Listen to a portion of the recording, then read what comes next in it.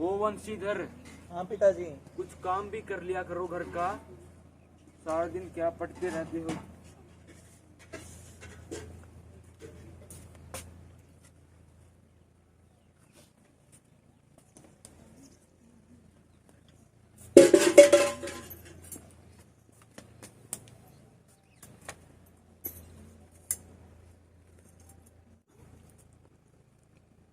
आजकल के लड़के पता नहीं क्या क्या पढ़ते रहते हैं।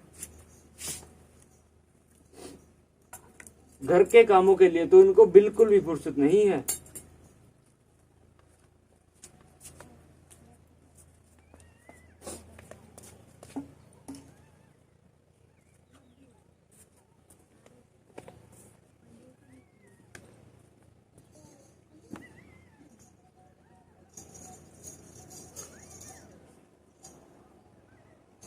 अरे ओ भाई, क्या पढ़ रहे हो? पिताजी ये तो जुलेखा की विरह कथा है। अरे भाई, ये मजनू फरहाद और जुलेखा की फारसी किताबें पढ़कर तुम्हें कुछ हासिल होगा क्या? अरे पिताजी, आजकल तो कम फारसी पढ़े लिखे भी सर्वोच्च पदों पर नियुक्त हो जाया करते हैं। फिर तुम्हारा कुछ होगा क्या? होगा क्यों नहीं पिताजी, जरूर होगा। अगर आप आज्ञा दे तो मैं आज ही प्रस्थान करूं। अरे भाई, शुभ काम में देरी कैसी? मैं तो चाहता हूँ कि तुम अपने पैरों पे आज ही खड़े हो जाओ। अब बेटा वंशीधर, तुम्हें क्या समझाऊं? घर की दुर्दशा देख रहे हो? ऋण के बोझ से दबे पड़े हैं।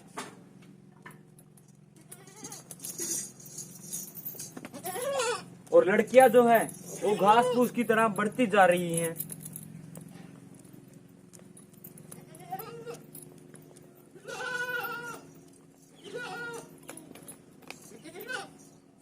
अरे रुक जा भाई, तेरे को भी लाऊंगा गोरी।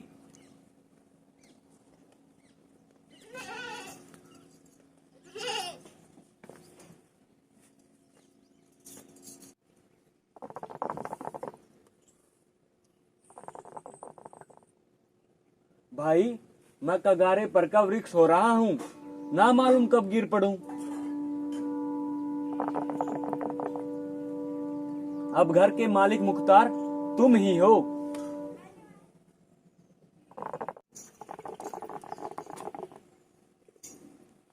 नौकरी में ओहदे की तरफ ध्यान मत देना, यह तो पीर का मजार है। निगाह चादर और चढ़ावे की तरफ होनी चाहिए।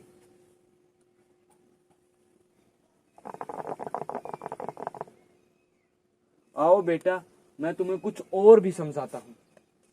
ये किताब तो रख दो यहीं। जी पिताजी। और वो बाल्टी ले आओ। अभी लाता हूँ। ये लड़का है तो समझदार, कर तो लेगा जो कुछ कहूंगा मैं। आ जाओ।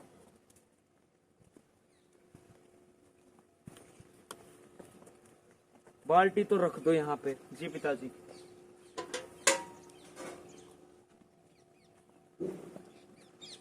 ऐसा काम ढूंढना जहाँ कुछ ऊपर की आय हो। मासिक वेतन तो पूर्णमासी का चांद होता है, एक दिन दिखाई देता है और घटते घटते लुप्त हो जाता है। ऊपरी आय तो बहता स्रोत है, जिससे सदैव प्यास बुझती है। वेतन मनुष्य देता है, इसीलिए उसमें वृद्धि नहीं होती। जी पिताजी। इस विषय में विवेक की बड़ी आवश्यकता है। मनुष्य को देखो, उसकी आवश्यकता को देखो और अवसर देखो, उसके उपरांत जो उचित लगे वो करो। जी पिताजी। बेटा, गरज वाले आदमी के साथ कठोरता करने में लाभ ही लाभ है। हाँ, लेकिन बेगरज को दांव पर पाना जरा कठिन है। इन बातों को निगाह में बांध लो। बेटा, ये मेरी जन्म भर की कमाई है। जी पिताजी। तो फिर पिताजी, क्या मैं आज ही करूं प्रस्थान? हाँ बेटा, क्यों नहीं, मेरा आशीर्वाद सदैव तुम्हारे साथ है। और हाँ, अपना सारा सामान बांध लेना, कुछ कुछ भूल मत जाना। ठीक है पिताजी।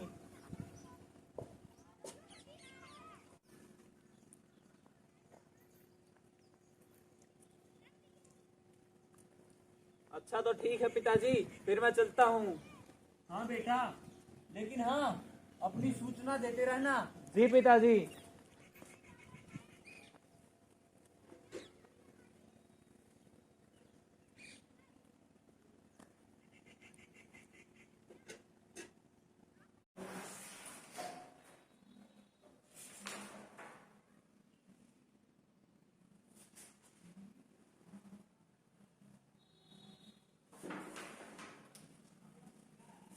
May I come in, sir? Yes.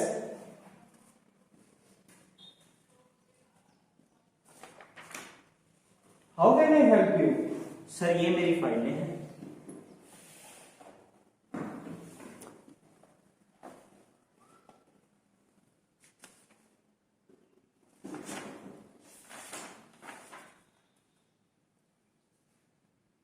तो आप हैं मुंशी बंशीधर? जी श्रीमान। बैठिए। धन्यवाद श्रीमान।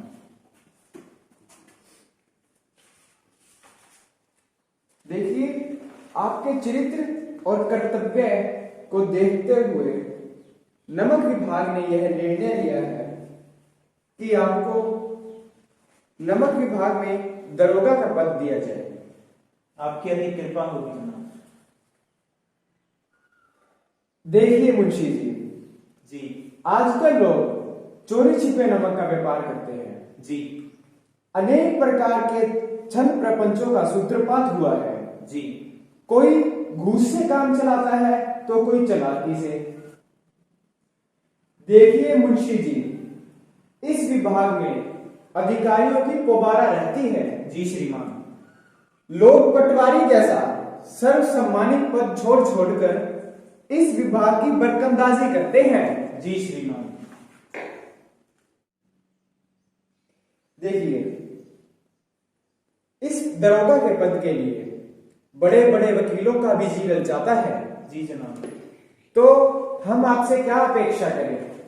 मैं अपने कर्तव्य को पूरी निष्ठा और ईमानदारी से निभाने की कोशिश करूंगा।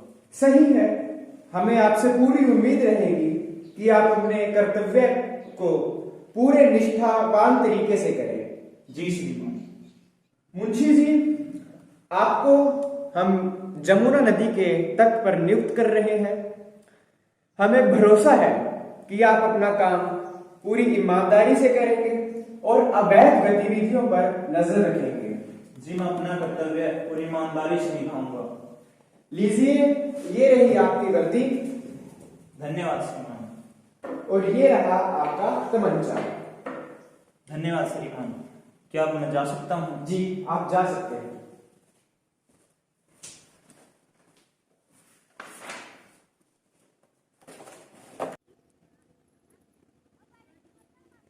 मुंशी जी, ओ मुंशी जी, पता नहीं कहाँ पर रहते हो। हाँ जी गिरधर जी, आओ। आज तो सुबह सुबह दर्शन हुए हैं आपके। आज तो जरूर लक्ष्मी घर में आएगी। क्यों नहीं आएगी, मैं इसी का तो सुबह समाचार देने आया हूँ। हाँ जी, क्या शुभ समाचार लाए हैं आप? सूचना ये है जी, आपका सुपुत्र नमक विभाग में दरोगा लगा है, दरोगा। ओ हो, धन्य हो गया मैं। आज मेरे सपने साकार होंगे। आपके मुंह में घी शक्कर।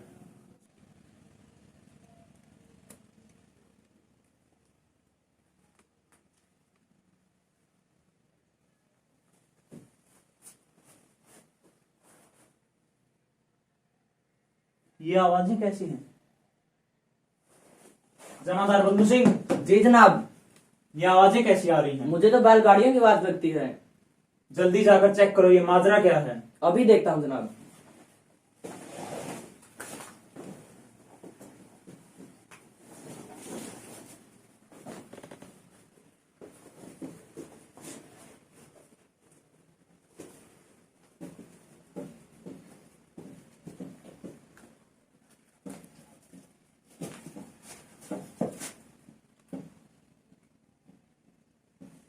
बदलू सिंह, जी जनाब। चलो तुम, मैं आता हूँ। ठीक है जनाब, जाता हूँ जनाब।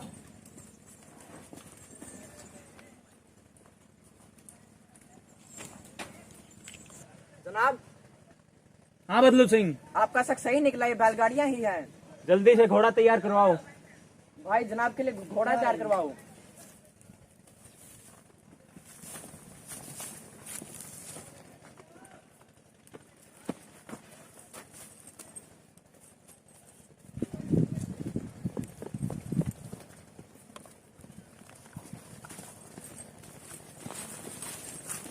बदलू सिंह, जी जनाब। इनका इतना दुस्साहस, इस वक्त बैलगाड़ियाँ। जी जनाब, मुझे तो दाल में कुछ काला लग रहा है। मुझे तो ये दाल ही काली लग रही है। चलो देखते हैं जनाब। चलो बदलू सिंह। चलो जनाब। बदलू सिंह, रुकवाओ इन गाड़ियों को। जी जनाब, अभी रुकवाता हूँ। रोको अपनी गाड़ियों को। किसकी गाड़ियाँ हैं ये? पंडित अलोपीदीन की, कौन पंडित आलोपीदीन? दातागंज के। बदलू सिंह, ये तो वही पंडित आलोपीदीन है जो यहाँ के प्रतिष्ठित जमींदार हैं। जनाब, मुझे भी ऐसा ही लगता है। भला ये ऐसा काम क्यों करने लगे? क्या है इन गाड़ियों में? ये कौन है? ये यहाँ के दरोगा हैं। फिर अपना क्या बिगाड़ेंगे?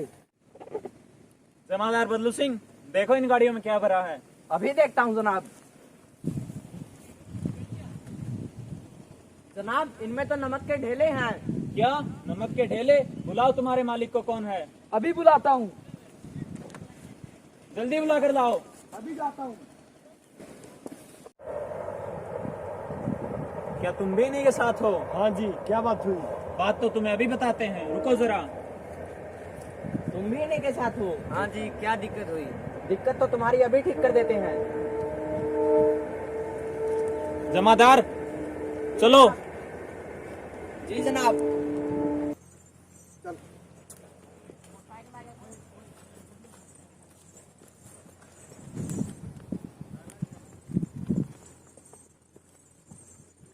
आज तो हमारी गाड़ियाँ पार ही हो जाएंगी। हाँ जी, क्यों नहीं होंगी? किसमें इतना दुस्साहस जो अपनी गाड़ियों को रोके?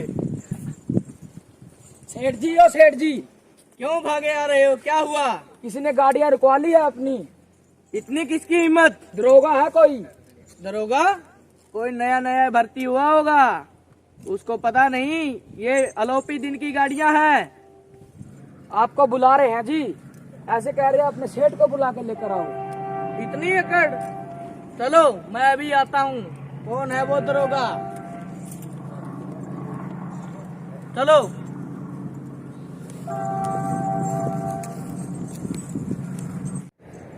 ऐसा कौन है वो दरोगा? देखता हूँ, उसकी अकड़ अभी ढीली कर देता हूँ।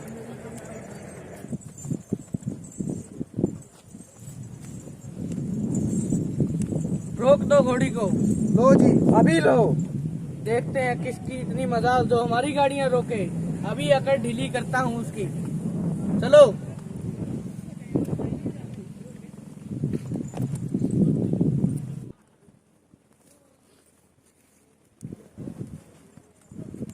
अभी उसकी अकड़ ढीली कर देता हूँ। बाबूजी, आशीर्वाद कहिए। अच्छा, तो आप हैं पंडित आलोपीदीन? हमसे ऐसा क्या दुस्साहस हो गया जो हमारी गाड़ियाँ रोक दी गई? और हम ब्राह्मणों पर तो आपकी अधिक कृपा होनी चाहिए। हम कुछ नहीं कर सकते जी, ये सरकारी हुक्म है। ना तो हम सरकार के हुक्म को मानते और ना ही सरकार को। आप ही हमारे सरकार हैं। हमारा और आपका तो घर का मामला है। हम आपसे कभी बाहर हुए हैं? आपने तो व्यर्थ का कष्ट उठाया। यहाँ से गुजरे और इस घाट के देवता को भेंट न चढ़ाएं, ऐसा कभी हुआ है भला? दरोगा जी, मैं तो आपकी सेवा में स्वयं ही आ रहा था। हम उन नमक हरामों में से नहीं हैं जो कौड़ियों पर अपना ईमान बेचते फिरते हैं। आप इस समय हिरासत में हैं, आपका कायदे के अनुसार चलान होगा। बस, मुझे अब अधिक बातों की फुर्सत नहीं। जमादार बदलू सिंह, जी जनाब। इन्हें हिरासत में ले लो, मैं हुक्म देता हूँ। जी जनाब।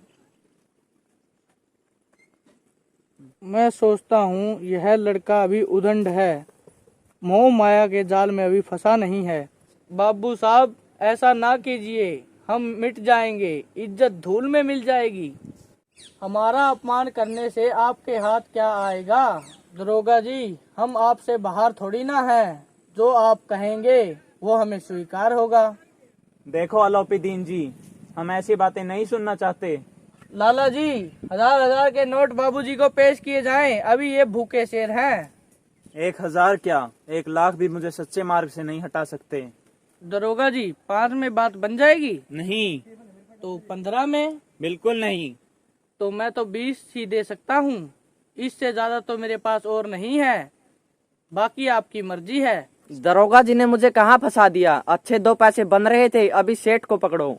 बाबू साहब, मुझ पर दया कीजिए, मैं 25,000 पर निपटारा करने के लिए तैयार हूँ। क्या 30,000 पे भी नहीं मानेंगे? बिल्कुल नहीं। और 40 में भी नहीं? ये लीजिए। 40,000 क्या, 40 लाख में भी मैं अपना ईमान नहीं बेचूंगा। जमादार बल्लू सिंह, जी इन्हें जनाब। हिरासत में ले लो।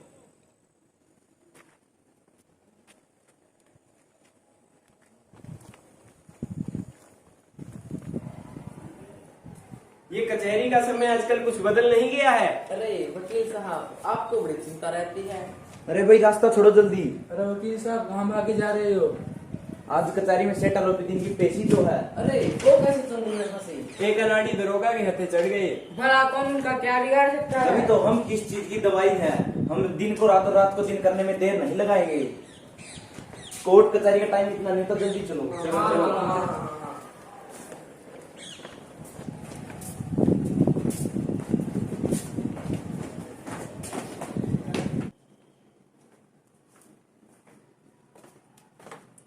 दरोगा साहब, मुझे अपने वकील से मिलने नहीं दिया जाएगा? हाँ हाँ, क्यों नहीं जी, ये तो आपका अधिकार है, जाइए। नमस्कार सेठ जी। नमस्कार। वकील जी, पैसा चाहे जितना लग जाए, सबको खरीद डालो। वकील साहब, जिसकी जो कीमत है उसे दे डालो। अरे सेठ जी, आपके होते भला में चिंता किस चीज की है? फाइलें वाइलें तैयार हैं? आप चिंता मत कीजिए, हमने तो पूरी वकीलों की सेना खड़ी कर दी है। हुजूर, सिर्फ आपके लिए हमने एक प्रतिष्ठित वकील तक को बुला लिया है। अच्छा है, अच्छा है।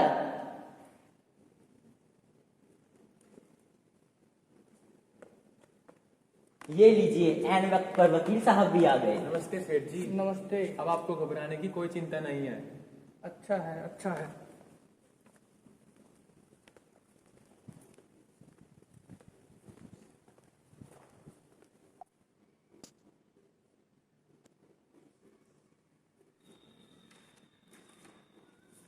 सभी शांत रहे, कोई सरकारी काम में बाधा न पहुंचाए। हाँ जी, आज की कार्यवाही शुरू की जाए। जनाब, आज कोई सेठ आलोपीदीन है, उनके केस की पेशी है। सबको हाजिर किया जाए। जी हाँ, अभी हाथ लगवा देता हूँ। सरकारी बनाम सेठ आलोपीदीन हाजिर हो। हाँ, सेठ आलोपीदीन के वकील कौन है? श्रीमान, मैं हूँ। प्रणाम श्रीमान। दरोगा साहब, आपका वकील। जी ये रहे। जी श्रीमान, प्रणाम। आगे की कार्यवाही शुरू की जाए। जी, केस बहुत सीधा है। सेठ आलोपीदीन रंगे हाथों नमक की तस्करी करते हुए पकड़े गए हैं और यही गुनेगार है। मेरे काबिल मित्र को यह भी नहीं पता कि जब तक माननीय किसी को आरोपी न ठहराए तब तक वह दोषी नहीं है। लो जी, अभी दूध का दूध और पानी का पानी हो जाएगा। गवाह पेश करवा देते हैं। गवाह पेश किया जाए। जमादार बल्लू सिंह हाजिर हो। प्रणाम श्रीमान। अच्छा, तो आप हैं बदलू जमींदार? जी जनाब। तो उस समय आपने इनको नमक की तस्करी करते हुए देखा था? जी मैं उस समय पर मुस्तैद था। हाँ जी, तो आपने इन्हें वहां देखा था? जी नहीं, मैंने तो इनको नहीं देखा था। अरे बदलू, तुम भी? दरोगा साहब, गवाह को भटकाया न जाए। श्रीमान, मुझे माफ कर दीजिए। श्रीमान, इनके पास कोई भी ठोस सबूत नहीं है। लीजिए, हमारे सबूत का अवलोकन कीजिए।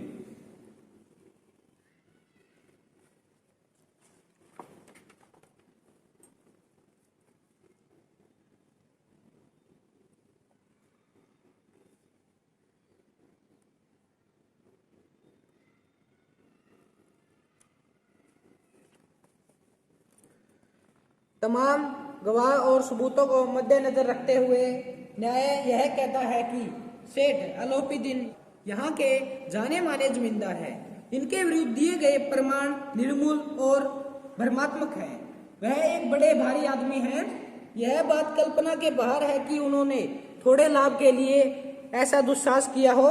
यद्यपि नमक के दरोगा मुंशी बंशीधर का अधिक दोष नहीं है, लेकिन यह बड़े खेद की बात है कि इसकी उदंडता और विचारहीनता के कारण एक भले मानुष को कष्ट झेलना पड़ा।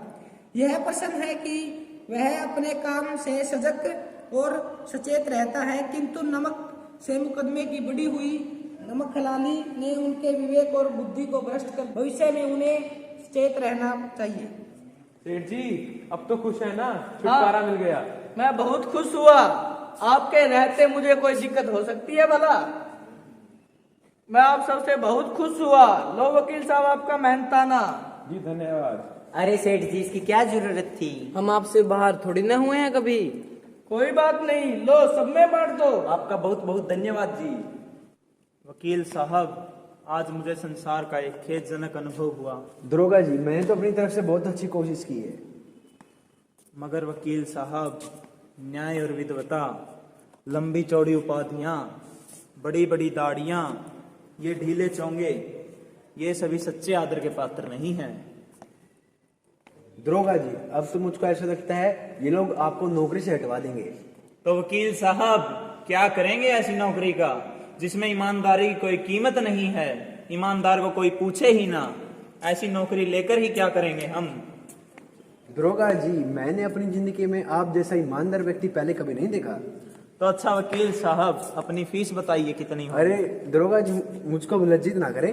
नहीं नहीं, आइए चलिए चलते हैं, और अपनी फीस जरूर बताइएगा। लड़का तो दरोगा बन गया, लेकिन मुझे तो यूं ही पच पच के मरना है। अरे बेटा, आ गया तू? अरे हाँ पिताजी, आ गया। इतनी जल्दी कैसे? अब क्या बताऊं पिताजी, अपना ईमान बेच न सका और आ गया नौकरी से मुअत्तली का संदेश। हाय करम ठोक, चला जा मेरी नजरों से। जी करता है कि तेरा और खुद का सर फोड़ लूं।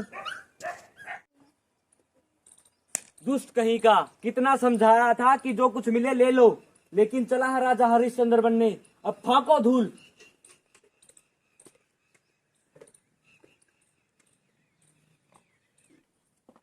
इस लड़के ने तो नाक कटा दी। कितना समझाया था, लेकिन फिर भी नहीं माना। अब आना पड़ा ना घर। अरे ये तो 100 हालों के दिन मालूम पड़ते हैं। हाय हाय, अब क्या होगा? आहो भाग्य हमारे, जो आपके चरण हमारे द्वार पर आए। अब कौन सा मुंह दिखाएं आपको? हमारे मुंह पे तो कालिख लगा है।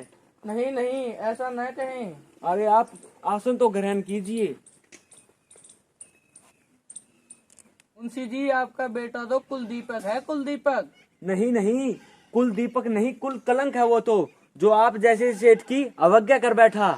सेठ जी, अब मैं आपको क्या बताऊं, ऐसे पूछ से तो निपुता भला था, मुंह अरे, काला करवा के आ गया। सेठ जी प्रणाम। आज हमारे द्वार पे, कहीं आप मुझे लज्जित करने तो नहीं आए? नहीं नहीं, मैं तुम्हें लज्जित नहीं करने आया, मैं तो तुम्हारी सेवा में खड़ा हूँ। वंशीधर जी, इसे खुशामद ना समझे। उस दिन आपने मुझे हिरासत में लिया था, आज मैं अपनी इच्छा से आपके पास आया हूँ। मैंने हजारों रईस और अमीर देखे हैं, हजारों अफसरों से काम पड़ा है। अगर मुझे परास्त किया तो आपने, मैंने सबको अपने धन का गुलाम बनाकर छोड़ दिया। मुझे आज्ञा दीजिए, मैं आपसे कुछ विनय करूं। सेठ जी, उस वक्त मैं अपनी ड्यूटी कर रहा था, आप इसे अन्यथा न समझें। मैं धर्म की बेड़ी में जकड़ा हुआ था, नहीं तो मैं आपका दास हूँ। अब जो आप आज्ञा देंगे वो मेरे सिर माथे पर है। बोलिए, मैं किस योग्य हूँ और आपकी क्या सेवा कर सकता हूँ? वंशीधर जी, ये लीजिए और मेरा मान रख लीजिए। ये क्या है? आप इसे एक बार पढ़कर तो देखें। दिखाइए। क्या लिखा है बेटा इसमें? इसमें लिखा है कि मैं मुंशी वंशीधर को अपनी सारी जायदाद का स्थायी मैनेजर नियुक्त करता हूँ। 6000 वार्षिक वेतन के अतिरिक्त रोजाना खर्च अलग, सवारी के लिए घोड़ा, रहने को बंगला, नौकर चाकर मुफ्त। पंडित जी, मुझ में इतनी सामर्थ्य नहीं है कि आपकी उदारता की प्रशंसा कर सकूं, किंतु ऐसे उच्च पद के योग्य नहीं हूँ। मुझे इस समय अयोग्य मनुष्य की ही जरूरत है। आप जैसे कीर्तिवान सज्जन पुरुष की सेवा करना मेरे लिए सौभाग्य की बात है। मेरे संकुचित हृदय पत्र में इतना एहसान समा न सकेगा। बेटा, और तुम जैसा मुझे हीरा मिल गया, और मुझे क्या चाहिए। बेटा, मैंने तो तुम्हें यूं ही सुना दिया, तुम्हारी जैसी औलाद भगवान सबको दे। इस संसार में तेरे जैसे आज्ञाकारी पुत्र भला कहाँ मिलते हैं। तू तो सर्वगुण संपन्न निकला रे। आ मेरे लाल, मेरी छाती से लग जा। अब मैं भी प्रसन्न हुआ।